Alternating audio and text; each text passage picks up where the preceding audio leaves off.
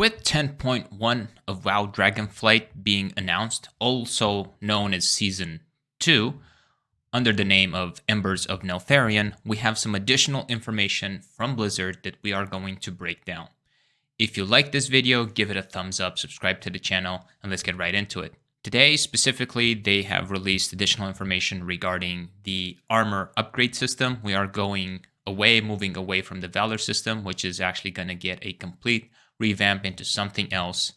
A little bit of a bummer because some of the previous videos that we made on the channel are not really going to be relevant for Season 2. However, you can still make great use of them in Season 1, so I definitely recommend that you go check them out. One of the developers from Blizzard made a very comprehensive post where he spoke about all of the new upgrade systems that are coming in Embers of Neltharion, Season 2 of Dragonflight. They were able to break down step by step all of the information that people are going to need in order to upgrade their gear. I actually do support new systems being added.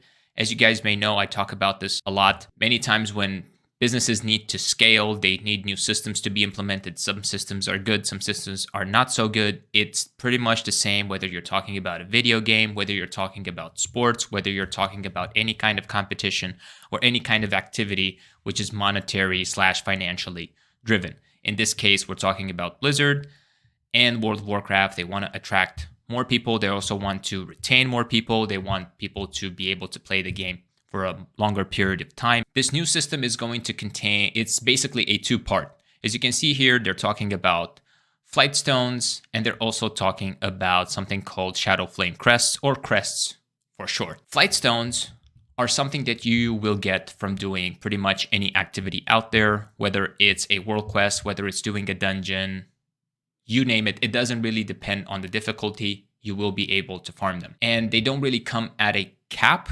They only come at a limit, but you can spend them and then you can keep earning them as you go and do your weekly activities. Now, crests, on the other hand, they are limited to 10 of each type per week. There is one for a raid finder equivalent type of activity, a normal raid equivalent, a heroic raid equivalent, and of course a mythic raid equivalent.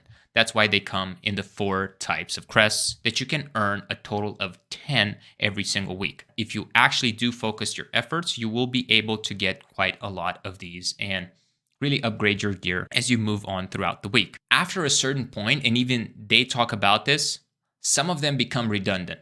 So although it may not make sense to vendor your crests right away, let's say a couple of weeks into the actual patch, into Season 2, as some of these crests become redundant, you can just vendor those and there's no problem. They have created this chart to talk about how many upgrades there can be. You will always get an item at basically 1 out of 8, and you can upgrade it 7 times. That is the weakest that you can get the item at.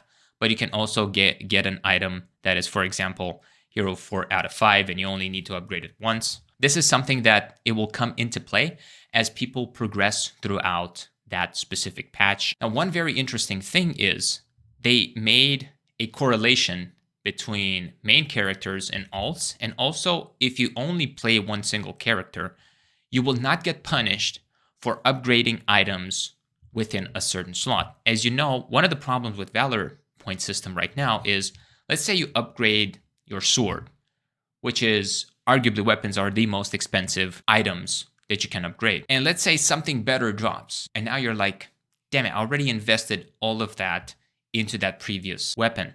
What should I do now? This system actually gives you a 50% discount as long as the item that you are upgrading is slightly under the item level that you already have, whether it's on your main character on that specific slot or whether it's on an alt character on that same specific slot. So if you have a pair of shoulders on a demon hunter, that it say it's max item level, and you get a pair of shoulders on your alt warrior, even though it's plate because their shoulders, your demon hunter has a higher item level on that slot, you're going to get the 50% discount and no crests needed to upgrade that item. You will only need flight stones. And this information really comes, I would say, as a slightly breath of fresh air, I'm kind of intimidated because you guys are saying that it's a simple system, yet the post is so long and comprehensive and pretty complex in its sense that we yet don't know until we see it in action on the PTR to give them some feedback, and of course, when it's going to go live. Besides that, I want to make 2 points. And the first one is this. They are open to looking at the system in the future and analyzing it and saying, wow, this system was actually very bad. We need to get rid of it. We need to implement something else, or we need to go back to some other placeholder for now. If the system is actually good, they're willing to keep it or make some minor adjustments to it, tweaks here and there, and keep it for future seasons. The fact that they're actually open to that idea and they're openly communicating it, again, I love this transparency. I like when companies are direct, because what that indirectly means is, hey, hold me accountable to my word. I said this, let's put in the work together. Let's stop fighting and bickering and doing all of this nonsense. Let's work together, player base, developers, community, everybody come together, and let's create the best product that we can all enjoy moving forward. That was the message that Blizzard has conveyed, and I was able to understand by reading in between the lines of what they have been posting in this ginormous blue post. I will link to the article in the description of this video, and if you want to take a look at it for yourself, I would highly encourage you to do so. If you like this video, give it a thumbs up, subscribe to the channel, check out some of the other videos, and I will see you guys in the next video.